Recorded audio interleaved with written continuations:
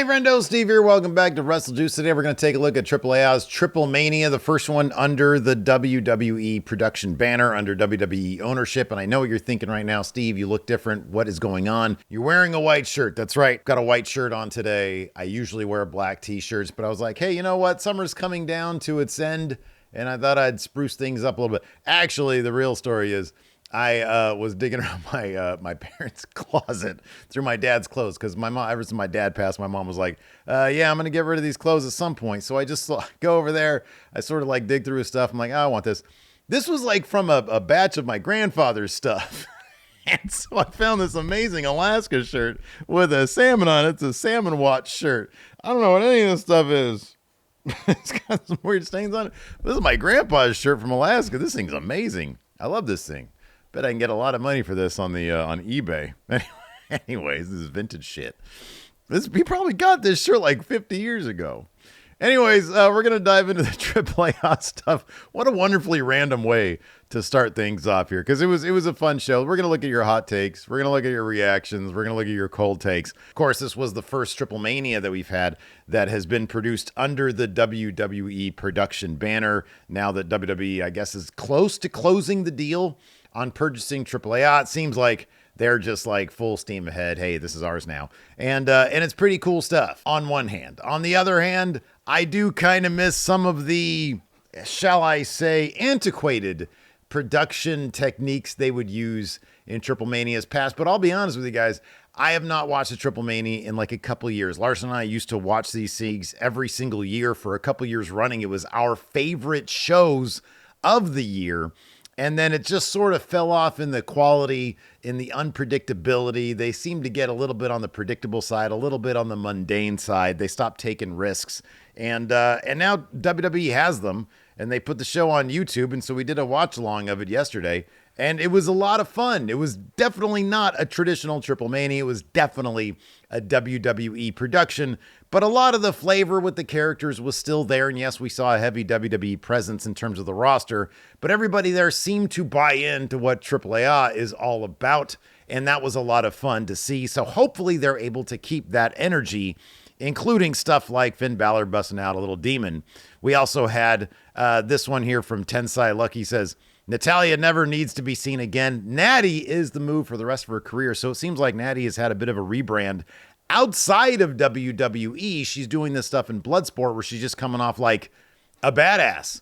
And it really, really works. I'd love to see this Natty in WWE main roster. Right now, she's doing stuff with the Alpha Academy, but maybe, just maybe, she can be like, I'm kind of over you guys. You're a bunch of losers. I'm going to go on my own. And I think she can have a career resurgence after this amount of time. I mean, not dissimilar to Jey Uso, for example, who was a tag team wrestler for 11, 12, 13, 14 years or whatever. Now he's a major singles guy. But let's go ahead and dive into your hot takes and see what you guys have to say. First up, The Last OG says, honestly, this was a great event overall. It was my first AAA event to watch, and it's got me really intrigued to watch more of it. I would highly suggest you hop on probably like AAA's YouTube channel. They have all sorts of, I would imagine, Triplemanias from years past. My suggestion, and I am no expert on AAA at all. Larson and I, from like 2018, I think 2018 or 2017, until a couple of years ago, we would watch Triplemania every single year, and it was always wildly fun. The last couple of years, not as much. They started doing 3 Triplemanias a year, and it just became a little bit on the redundant side, creatively speaking. They didn't have that same spark that they had a few years earlier. But if you go to like 2017, 2018 until like maybe 2021, there was a lot of fun Triplemanias out there. And so if you really enjoyed last night's event, I would highly recommend you check out Triplemanias from before WWE got involved, but also kind of before it got a little bit stale. 2024, 2023, maybe even 2022. I forget exactly when we stopped watching it, but eventually it was sort of like, this isn't really as exciting as it used to be. But yeah, I definitely recommend going back through AAA's YouTube channel. There's a lot of really, really great content there. Let's take a look at the next one here. Just another person says, that opener battle royal type match is the most fun I've seen in quite some time. WWE should take note of the pins and submissions allowed and do this. Hard agree. Aztec Warfare is what it was referred to in Lucha Underground. This was, of course, the Copa Bardal. Bardal is a sponsor. It's car oil. They're been a long time sponsor of AAA. In any event, this is the Copa Bardal. And yeah, I love it. It's sort of like a mixture of obviously the Royal Rumble, Standard Battle Royal, and then like a little bit of the Casino Gauntlet and AEW. Of course, all this precedes AEW because AAA has been doing this kind of setup for a while now, even though year to year, I swear to God, they change it a little bit year to year because I know it was like last year, the year before, something like that. Lars and I were watching and it was like, okay, wait a second. I thought this was elimination and then like it wasn't. So I don't know. They seem to change the rules every once in a while. In any event, if you go over the top rope, you're eliminated. If you get pinned or submitted in the ring, you're eliminated. And it has to come down to the last person, similar to like the Royal Rumble. So, yeah. And then Omos won it, but not before we got this awesome shot. I don't know which one this is. Where is it? No, it's this one right here of Omos and Microman.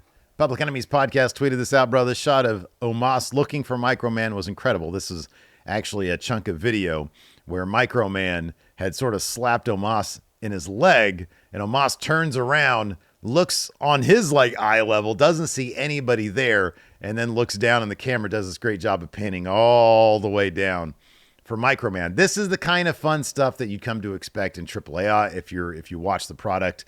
They do really fun, goofy, absurdist stuff without any hint of irony. And it is so much fun. And yet they're still able to have, back then anyways, brutal, hardcore matches, high drama. It runs the gamut. And I do think that sometimes that's something Triple H can really maybe learn from is that goofy, absurdist stuff. Some of which bizarrely kind of wouldn't fly in America, but totally does in Mexico.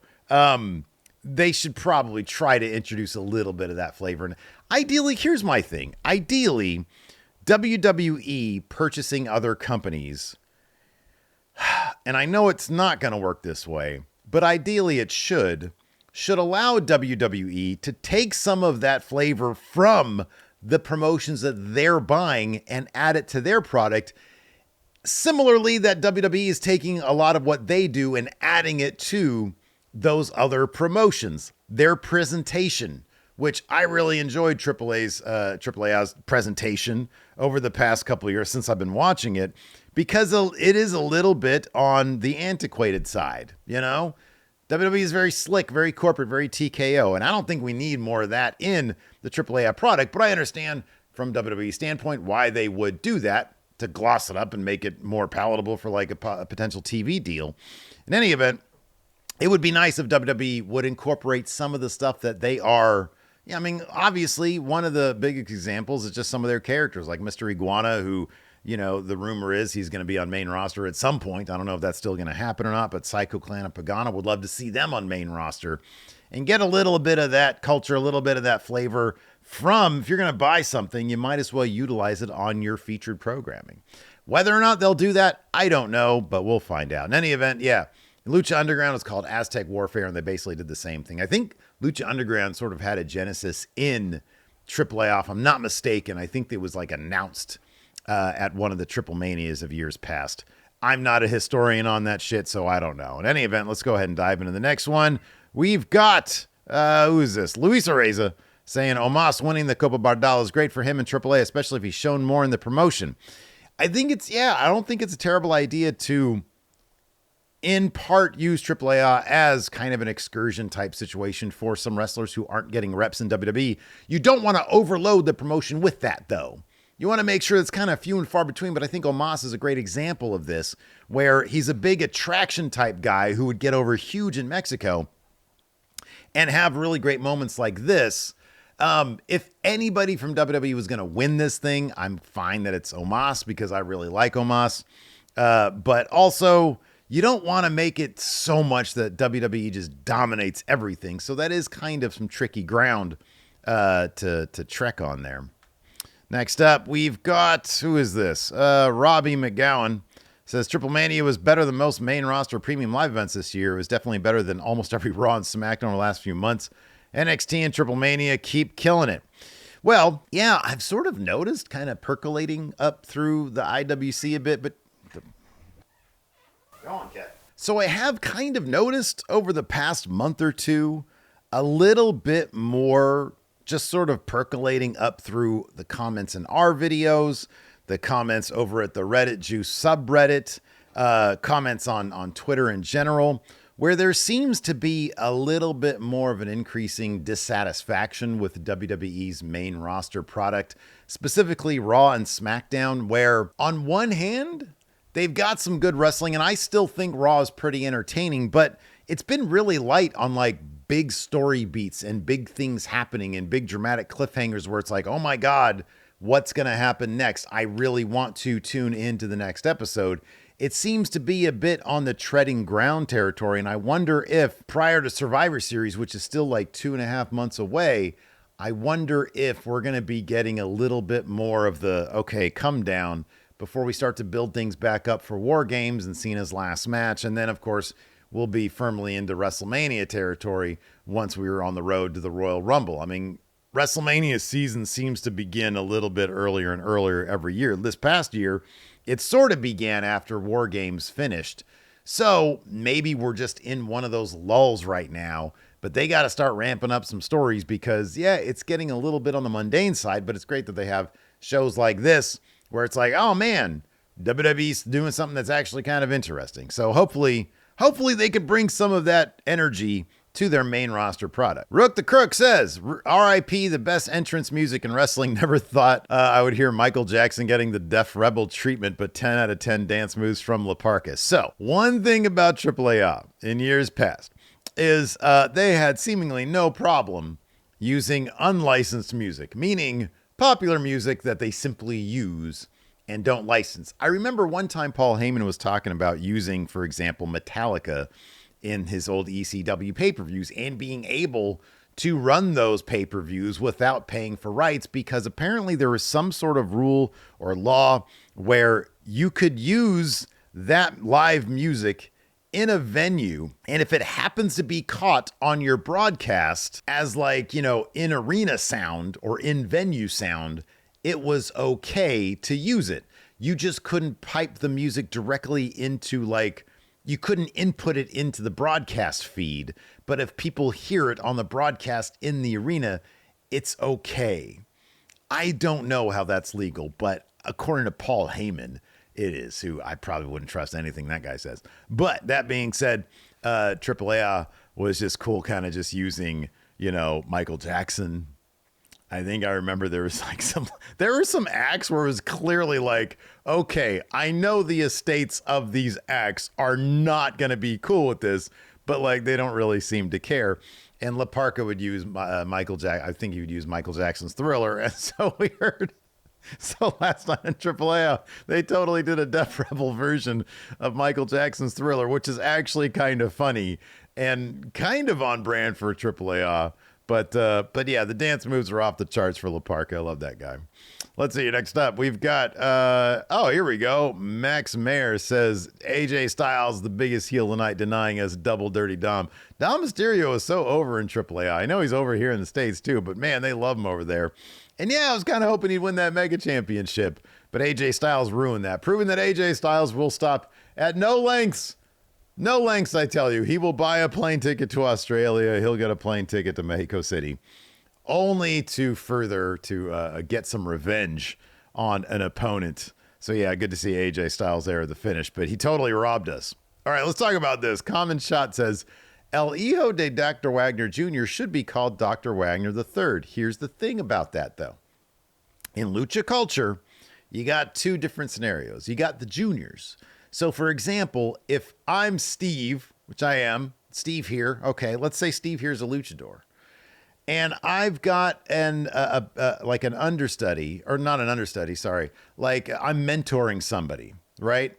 I got a protege. That's the word I was looking for. And I train this person and I bequeath them the Steve here name. They would be Steve here Jr. If, however, my kid, Alabama, if she decides to get into wrestling, I don't know if it works the same for like a girl, boy. I don't know, but I'm just going to use this example. if she gets into wrestling, she won't be Steve here Jr. She'll be El Hijo de Steve here. El Hija, because she's a girl. De Steve here. Okay? So that's the situation. If it's directly a family member, it's an Hijo or Hija, I guess. I don't know if that applies. Maybe AAA fans or AAA fans can tell me if they do that with the girls as well. But if it's just somebody that you trained and you're giving them your gimmick, then it's a junior. So in the case of who is this, Dr. Wagner, El Hijo de Dr. Wagner Jr., this is actually the child of Dr. Wagner Jr., but Dr. Wagner Jr. is not the child of Dr. Wagner. So in fact, this should not be called Dr. Wagner III. The nomen here is correct. That being said, for practical purposes, El Hijo de Dr. Wagner Jr. is a lot to say. And if you're trying to present this company to an audience unfamiliar with the nomenclature of your various wrestlers, I would understand that maybe in this situation, if you want El Hijo de Dr. Wagner Jr. to be a big deal, maybe you can call him something different. I don't know, because that is a mouthful and you got to wrap your dumb American head around it. And you know, as Americans, we don't like to think about things. I'm going to get myself in trouble. Let's move on. Shotgun Sean says that Dr. Doom inspired entrance attire was sick. Someone should just wear that look all the time. No kidding. Look at this. El Messias. Look at this. This is fucking amazing. This guy should be their champion right here. God damn it, pal. That looks great. Yeah, that's a killer. That's a killer outfit there. John J. Trees. Why are none of these centered? John J. Tree says, sometimes pro wrestling is more fun when you don't know everyone. I knew a small portion of the AAA wrestlers, and I had so much fun with the show. Amen to this, brother. When I watched Wrestle Kingdom for the first time in 2017, I was fucking blown away. I was like, I don't know any of these people, but most of them look amazing. The presentation is outstanding. And then every once in a while, you get like a Billy Gunn. It's like, oh my God, I know this guy. The New Japan Rumble is kind of on, it used to be. For me, on par with the Copa Bardal as well, because it was just like a mishmash of like legends and foreigners, meaning people that I would know from like old school WWE, WWF, and then like, undercarder guys. And it was like, I don't know who any of these people are, but it's wildly fun. Wrestling, when you don't know a lick about the people involved, is so much more fun than when you know their entire backstory. I agree with this 1,000%. Let's see here. Oh, Spice Bread says Corey Graves is proving he can hold his own as a lead announcer. Corey Graves proved that ages ago. And it's crazy to me that they haven't sort of made him the 1B to Michael Cole's 1A. He needs to be anchoring SmackDown or Raw or whatever Michael Cole isn't on. He needs to be on that. Corey Graves is a wonderful, wonderful commentator. Jurgen says, I miss the old six-sided ring. I would say this. To me personally, it doesn't necessarily matter. My only caveat would be if the wrestlers have been wrestling the six-sided ring for such a long period of time, for the safety of the wrestlers, it might have behooved WWE to stick to the six-sided ring. But evidently, that's going to be gone. We're back to a four-sided ring in AAA, which, yeah, the six-sided ring was really cool, but from WWE's production standpoint, I can understand maybe also why they film things a certain way, and it's all based off that four-sided ring. So I understand that. To me, a ring is a ring. It doesn't really add or subtract from something. But for the safety of the wrestlers, you'd think that that might be a concern. But I'm not there. I'm not the one doing this stuff, and I'm sure the wrestlers are professional enough to be able to wrestle safely with a four-sided ring. So what do I know? Let's see here. Squirrel Tactics says, Conan pointing out how dumb it was for three men other than Omos in a Battle Royal Final Four to not team up against him, but instead fought amongst each other for no reason was great. And we need more commentators pointing out things like that don't make sense. Here's my hot take. I like Conan at commentary. I know a lot of people in the comments were not huge on Conan and commentary. I thought in his own kind of old man way, he added a lot to the broadcast. This time around, because we did the watch along, I didn't catch a ton of him. But on the last one, on Worlds Collide, I thought he did a tremendous job. I might go back and rewatch Triplemania this year and see, how JBL was. I know that he said a lot of stuff that was ending up in our comments that, was typical JBL. But yeah, I don't know. I think Conan's pretty decent on commentary. He adds a lot of historical context there that I think can be important. Let's see. That is nothing right here. Here we go. Tony, the Pokemon guy, says, Finn eating a hamburger will honestly be the most shocking wrestling moment in modern wrestling. I wonder if it hurts his soul to do that. At a certain point, you're so probably just attuned to eating like really, really good stuff that the hamburger, as much as I love a hamburger, cheeseburger, I can't really eat it, just a hamburger. Who wants a hamburger without cheese? That's gnarly. Let's see here. If I was a wrestler, I could consider Nino Hamburguesa con queso. I could be his brother, El Hermano de Nino Hamburgueso, pero con queso.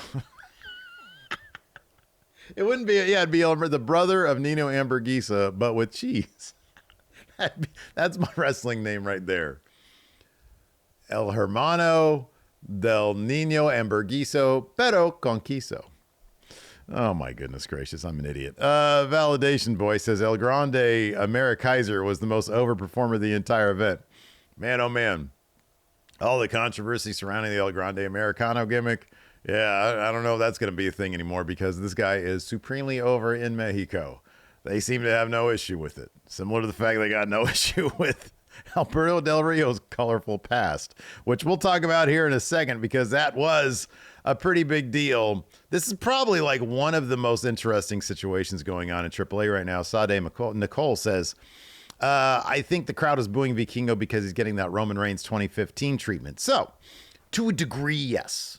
I've actually kind of kept up on this situation because it's been an interesting one. So, Alberto Del Rio, who's kind of persona non grata in WWE, for a variety of legal reasons over here, is wildly popular in AAA amongst the fan base there. And he was their mega champion. So WWE comes around, and even though, there were some rumors that he was going to get signed, that clearly wasn't going to happen. And so WWE, seemingly not wanting to have anything to do with Alberto El Patron, got rid of him, did a hotshot title change where Vikingo won the title off of him. And then just in the last show, I think they did a loser leaves town match where he was booted from the company. Crowd's not happy about that. And the crowd is savvy to what goes on backstage. It's similar to in CMLL. Atlantis Jr., I think it is booed because he's getting a Roman Reigns type push. And it's at the behest of his dad, who has a lot of stroke and creative. And so even though they're trying to push him as a good guy, they boo the shit out of him. You've seen this sort of play out in the Forbidden Door stuff in AEW. So over in AAA, because of the WWE coming in and booting Del Rio and putting Vikingo, who used to be, by the way, his full name is Eligio Del Vikingo. Apparently his dad, I did a little bit of research on this, his dad, King Vikingo, was not like a huge deal or anything, but it's tradition where if there's a luchador and it's his actual kid, who Vikingo is, you do the El Hijo thing. It seems like WWE is getting rid of the El Hijo thing in his case, though. In any event, Vikingo, who is wildly popular in AAA at one point, is now getting the boo treatment because they really, really want Del Rio, and they didn't like that WWE came in and gave him the shaft. Now, the thing about WWE, though, is that they've established enough, I feel they've established enough, or they're trying to establish enough goodwill with the fan base by bringing in guys like Dom Mysterio, who's super over there. The Grande Americano thing is super over there. And I think the fan base, and I'm not tuned in necessarily, but it seems like they are receptive to a lot of the stuff that WWE is doing. They sold out like 19,000 yesterday in the arena. And so for right now, the goodwill is there, but in that specific situation, they're not happy about it. Understandable. Del Rio's their guy, he's their guy, and you can see in real time him getting the shaft because WWE's coming around, and there's going to be a lot of questions about Del Rio. I know the irony is thick because of the Brock Lesnar thing. I'm not saying it makes sense. I'm just saying this is what it is. There you go. I'm assuming Triple H probably is not taking kindly to a lot of the comments that Del Rio has made about him over the years, which might play into this situation as well. Maybe. I don't know. In any event, it's a sticky situation. I don't know how they're going to get themselves out of it, but it is what it is. Alex Richard says, I love the new Judgment Day. Now that they're not constantly in the main event scene or teasing a breakup, I feel that group has found a dynamic that doesn't take themselves too seriously. Who'd have thought?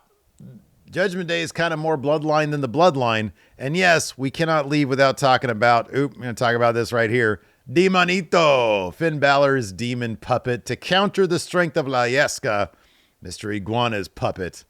Finn Balor, nobody was having more fun at Triplemania than Finn Balor, and you love to see it. And they're selling this thing on $100 for $100 at WWE Shop. No, I'm not going to get it. I have no desire to get it whatsoever. Maybe I'll wait. Ooh, I wonder if Pakistan's going to be pumping out some of these for like $45. Maybe I'd consider that to support my guy in Pakistan. I don't know. In any event, yeah, I wouldn't buy this thing. It's $100. Not going to do that one. I'm not even saying that with like, oh, I might still get it. No, $100 is way too much. Plus, I don't really feel like giving WWE my money these days. Let's see here. And then last up, the Wallinator says, seeing Otis with Pimpinella Escarlata made me miss Mandy Rose. Oh, yes, the peach. I thought the bit with Escarlata was pretty funny with Otis.